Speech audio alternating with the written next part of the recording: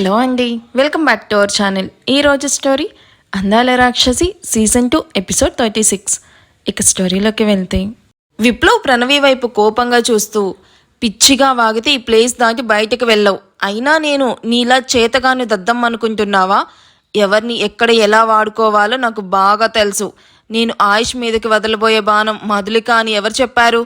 నేను వదులుతుంది తనని కాదు, విషితాను అంటూ తన చేతిలో ఉన్న రిమోట్ కంట్రోల్తో తన ముందున్న స్క్రీన్ను ఆన్ చేస్తాడు. నేను హాట్గా ఉంటానని నాకు తెలుసు కానీ లుక్ ఎట్ దిస్ అంటూ విసుగ్గా ప్రణవి మొహాన్ని స్క్రీన్ వైపు తిప్పిన విప్లవ్ వైపు చిరాగ్గా చూస్తూ, నువ్వు హృతిక్ రోషన్ మరి నిన్ను రెప్ప కూడా వేయకుండా చూడ్డానికి. అసలు నీకు ఈ తెలుగు నేర్పినవాడు నాకు దొరకాలి, వాణ్ణి బండకేసి బాది కొట్టి కొట్టి చంపేస్తాను అని విప్లవ్ను తిట్టుకుంటూ స్క్రీన్ వైపు చూస్తుంది ప్రణవి. స్క్రీన్ మీద మొత్తం బ్లాంక్గా కనిపిస్తూ ఉంటే ఏముంది అక్కడ చూడ్డానికి నా మొహం? డోంట్ షౌట్ అంటూ స్క్రీన్ వైపు తీక్షణంగా చూస్తున్న విప్లవ్ని చూసి, ఏముందిరా అక్కడ అంటూ ప్రణవి కూడా స్క్రీన్ వైపు చూస్తూ ఉన్న తనకి మెల్లగా చీకటి నుండి వెలుగు వచ్చి అందంగా ఉన్న ఒక గది కనిపిస్తుంది. ఆ గది మధ్యలో ఒక వ్యక్తి వీల్ చైర్లో అటువైపు తిరిగి కూర్చొని కనిపించడంతో వెనుక నుండి చూస్తున్న వాళ్ళకి ఈజీగా అర్థమవుతుంది అక్కడుంది ఒక అమ్మాయి అని. ఎవరక్కడ కూర్చుంది అంటూ భుజాల వరకు ఉన్న జుట్టు తప్ప ఇంకేమీ కనిపించకపోయేసరికి ఆతృతగా చూస్తూ క్వశ్చన్ చేస్తూ అడుగుతుంది ప్రణవి. ప్రణవి వైపు చూసి వంకరగా నవ్వుతూ, హాయ్ విషిత అంటూ స్వీట్గా మాట్లాడతాడు. విప్లవ్ వైపు గుడ్లురిమి బయటకు వచ్చేలాగా షాకింగ్గా అండ్ అయోమయంగా చూస్తూ, వీడికి ఇంత సాఫ్ట్గా మాట్లాడడం కూడా వచ్చా? నాతో మాత్రం ఆమదం తాగిన వాడిలాగా అండ్ కారం తిన్న కోతిలాగా మాట్లాడతాడు, ఎర్ర కోతి వెదవ అని విప్లవ్ని తిట్టుకుంటూ మళ్ళీ స్క్రీన్ వైపు చూస్తుంది. Hi hottie, how are you? చూస్తున్నావు కదా ఎలా ఉన్నానో, నువ్వే చెప్పాలి Vishitha. Looking hot Viplav. Really thank you so much Vishitha. ఇక్కడ ఆల్ సెట్, నువ్వు రావడమే లేట్. చెప్పిన టైంకి అనుకున్నట్టుగానే వస్తాను. నీకు తెలుసు కదా ఈ విషిత మాటిస్తే ప్రాణం పోయినా తప్పదని. యా ఐనో, నేను కూడా ఆ టైం కోసమే ఈగర్గా వెయిట్ చేస్తున్నాను. హాయ్ మధులిక, నీ హెల్త్ ఎలా ఉంది? ఇప్పుడు బాగానే నడవగలుగుతున్నావా? బాగుంది అన్నట్టు మధు తలూపుతుంది. నువ్వెలా ఉన్నావని సైగ చేస్తుంది. Yeah I am good. అసలు ఇక్కడ ఏం జరుగుతుంది? అటువైపు తిరిగి కూర్చున్న అమ్మాయికి ఇటువైపు సైగ చేసింది ఎలా కనిపిస్తుంది అని మనసులో అనుకుంటూ, ఎవరి అమ్మాయి, కనీసం మొహం కూడా చూపించడం లేదు అని అనుకుంటూ జరిగేది చూస్తూ ఉంటుంది. హాయ్ ప్రణవి, ఏంటి అంత డీప్గా థింక్ చేస్తున్నావు అంటూ తనను పేరు పెట్టి పిలిచిన విషిత వైపు ఆశ్చర్యంగా చూస్తూ, నీకు నేను తెలుసా? హహా, గుడ్ జోక్. నీ పేరు మాత్రమే కాదు, నీ హిస్టరీ మొత్తం తెలుసు. అయినా ఎందుకంత షాక్ అవుతున్నావు? నా గురించి తెలియాల్సిన విషయాలు అండ్ తెలుసుకోవాల్సిన విషయాలు, నువ్వు చేయాల్సిన పనులు కూడా చాలానే ఉన్నాయి. సో అన్నిటికీ ఒకేసారి షాక్ అవుతూ కానీ వెయిట్ చెయ్యి. మీ మొహం అయినా చూపించండి. మీరెవరో నాకు తెలియడం లేదు అండ్ మీ వాయిస్ కూడా నేను ఇప్పుడే వినడం. నన్ను చూడడానికి చాలా సమయం ఉంది. నువ్వు నన్ను చూడాలి అనుకుంటే చూడలేవు, నేను చూపెట్టాలి అనుకుంటేనే నన్ను చూడగలవు. తొందర ఏముంది, త్వరలోనే కలుద్దాం. బాయ్ విప్లవ్, టేక్ కేర్ అనడంతోనే కాల్ కట్ అయి స్క్రీన్ ఆఫ్ అవుతుంది. ప్రణవి బుర్ర కొక్కుంటూ పక్కనున్న విప్లవ్ వైపు చూసి, అసలు ఎవరు ఈ విషిత? తనకి నీకు రిలేషన్ ఏంటి? ఎక్కడి నుండి మాట్లాడుతుంది? ఎలా తనను బావ లైఫ్లోకి పంపబోతున్నావు? మీ ప్లాన్? ఆపుతావా? మీడియా రిపోర్టర్ల ఏంటా క్వశ్చన్స్? చెప్పింది కదా త్వరలోనే నీకు తెలుస్తాయని. అప్పటి వరకు నోరు మూసి వెయిట్ చెయ్యి. అని ఫ్రస్ట్రేట్ అవుతూ తల పట్టుకొని, అది సరే, ఈ మధులిక నీకు ఎక్కడ కనిపించింది? మీ ఇద్దరికి ఎలా పరిచయం అయింది? తను ఇక్కడేం చేస్తుంది? విప్లవ్ ప్రణవి వైపు చూస్తూ తనకి మధులిక ఎక్కడ పరిచయం అయిందో గుర్తు చేసుకుంటూ ఉంటాడు విప్లవ్ మధులిక వైపు చూస్తూ తనకి మధులిక ఎక్కడ కనిపించిందో గుర్తు చేసుకుంటూ ఉంటాడు. 7 రోజులుగా గోడంలో తిండి నిద్ర లేక నీరసించి స్పృహ తప్పి పడిపోయిన మధులికను సరిగ్గా వారం రోజుల తర్వాత ఆ రూమ్ డోర్ ఓపెన్ చేసి ఆయుష్ మనుషులకి ఎటువంటి చలనం లేకుండా అచేతనంగా పడిన మధులికను చూసి అనుమానంగా తను బ్రతికే ఉందా అని పర్ల్స్ పట్టుకొని చూసిన వాళ్ళకి ఇంకా లైట్గా పర్ల్స్ కొట్టుకోవడం చూసి తను ఇలాగే ఉంటే ఎక్కువ గంటలు బ్రతకదు అని డిసైడ్ అయ్యి మధులిక కండిషన్ గురించి మున్నాకి కాల్ చేసి మధులిక హెల్త్ కండిషన్ గురించి చెప్తారు. ఆ అమ్మాయిను అలాగే తీసుకుని వెళ్ళి సిటీ అవుట్స్కట్స్లో పడేయండి. ఎందుకంటే ఆ అమ్మాయి గురించి ఆలోచించే వాళ్ళు కానీ వెతికే వాళ్ళు కానీ ఎవ్వరూ లేరు అండ్ రారు కూడా. కాబట్టి ఆ అమ్మాయి చచ్చినా అడిగే మనిషి ఎవ్వరూ ఉండరు, అటువైపు ఎవరూ రారు. కాబట్టి మనకి కూడా ఎలాంటి ప్రాబ్లం ఉండదు అంటూ మున్నా కాల్ కట్ చేయడంతో ఆయుష్ మనుషులు స్పృహలో లేని మధులికను ఎత్తుకొని వెళ్ళి సిటీకి దూరంగా తీసుకుని వెళ్తారు.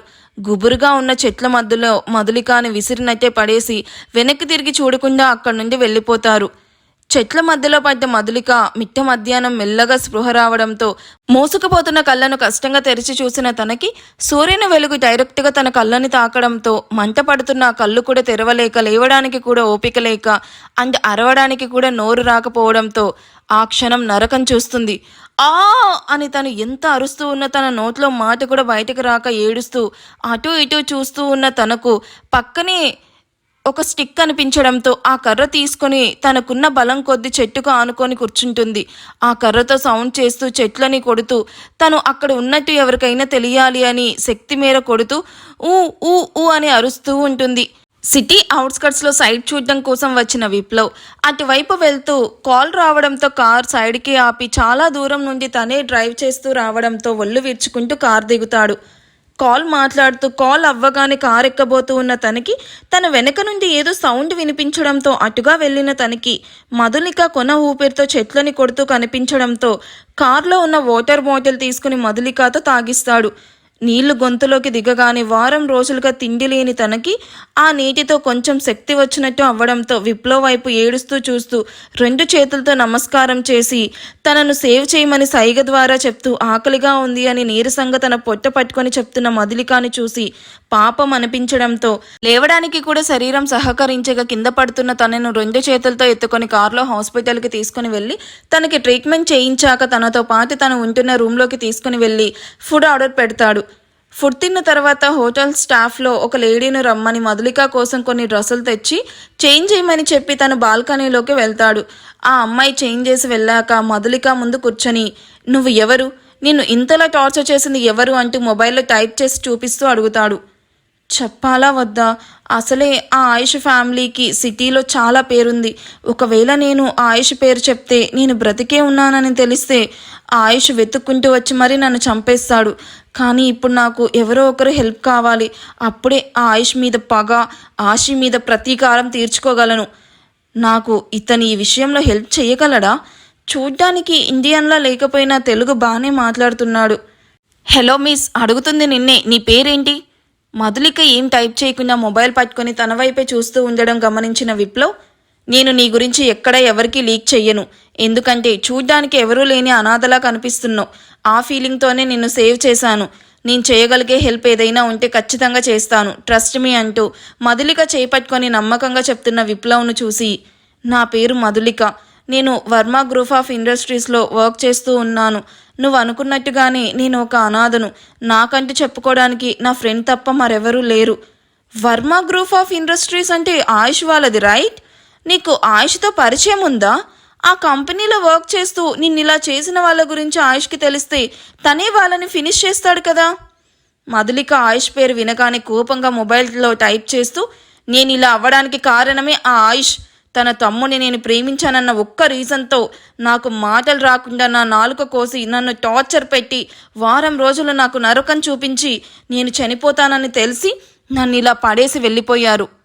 మధులిక టైప్ చేసింది చూసిన విప్లవ్ కళ్ళు ఆశ్చర్యంతో పెద్దవవుతాయి. వాట్, నువ్వు నిషాని లవ్ చేశావా? వీళ్ళిద్దరి మధ్య కాన్వర్జేషన్ మెసేజెస్ ద్వారా నడుస్తూ ఉంటుంది. అంటే విప్లవ్ మధులికను అడిగే వాటికి మధులిక మెసేజెస్ ద్వారా టైప్ చేస్తూ ఆన్సర్ చేస్తూ ఉంటుంది. సో మీరు గమనించగలరు. నీకు నిషాన్ తెలుసా అంటూ మధులిక కూడా షాక్ అవుతూ అడుగుతుంది. కమాన్ మధులిక, ఈ హైదరాబాద్లో వర్మ ఫ్యామిలీ గురించి తెలియని వాళ్ళు ఉంటారా? నాకు ఆయుష్తో బిజినెస్ పార్ట్నర్షిప్ ఉంది. ఈ మధ్య మా ఇద్దరికి పరిచయం అయ్యింది. మధులిక విప్లవ్ వైపు టెన్షన్గా చూడడం చూసిన విప్లవ్ నవ్వుతూ టెన్షన్ పడుకు, నేనేమీ ఎవరికి ఏమీ చెప్పనులే మధులిక. నీకే కాదు నాకు కూడా ఆయుష్ అంటే పడదు. వాడిని చంపేయాలన్నంత కోపం. ఎందుకో తెలుసా?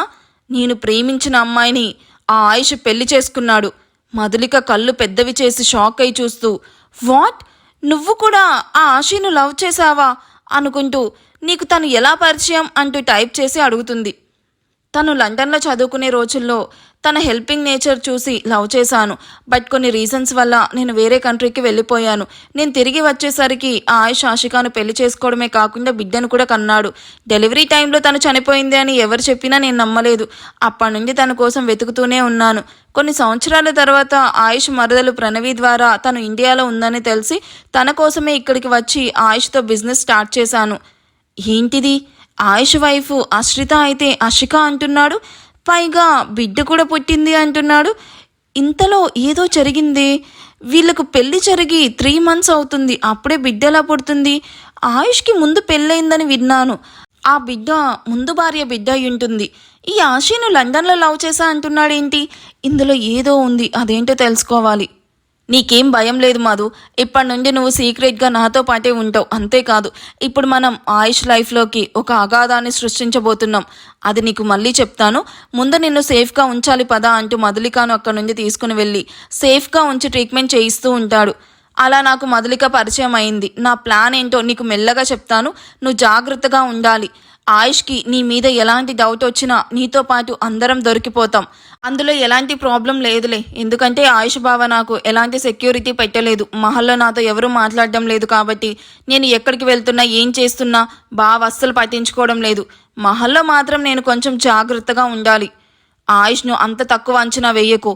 వాడు చూడ్డానికి ఏమీ తెలియనట్టుగా ఉంటాడు, కానీ అన్నీ ఉన్న చోటు నుండే తెలుసుకుంటూ ఉంటాడు. అందుకే నేను మీ బావ దగ్గర చాలా కేర్ఫుల్గా ఉంటాను. నువ్వు కూడా కొంచెం ఒళ్ళు జాగ్రత్తగా పెట్టుకొని ఉండు, ఎందుకంటే మన ప్లాన్ ఇంప్లిమెంట్ చేయడానికి ఎక్కువ సమయం లేదు. So be careful and Madhu, you take care. అవసరమైతే మెసేజ్ చెయ్యి అంటూ మళ్ళీ ప్రణవికి బ్లైండ్ ఫోల్డ్ చేసి అక్కడి నుండి తీసుకుని వెళ్ళి రెస్టారెంట్ ముందు వదిలి ఏమీ తెలియనట్టు ఎవరి దారి వాళ్ళు వెళ్ళిపోతారు. అసలు విప్లవ్ ప్లాన్ ఏంటి? మధులిక బ్రతికే ఉందని ఆయుష్కి తెలిస్తే, ప్రణవి ప్లాన్ ఆయుష్కి తెలిస్తే నెక్స్ట్ ఏం జరగబోతుంది? స్టోరీ చాలా ఇంట్రెస్టింగ్గా ఉంది కదా. మీకేమనిపించిందో కామెంట్ చేయండి. వీడియో నచ్చితే ప్లీజ్ లైక్ చేసి హైప్ ఇవ్వడం అసలు మర్చిపోవద్దు. Thank you for watching. Bye.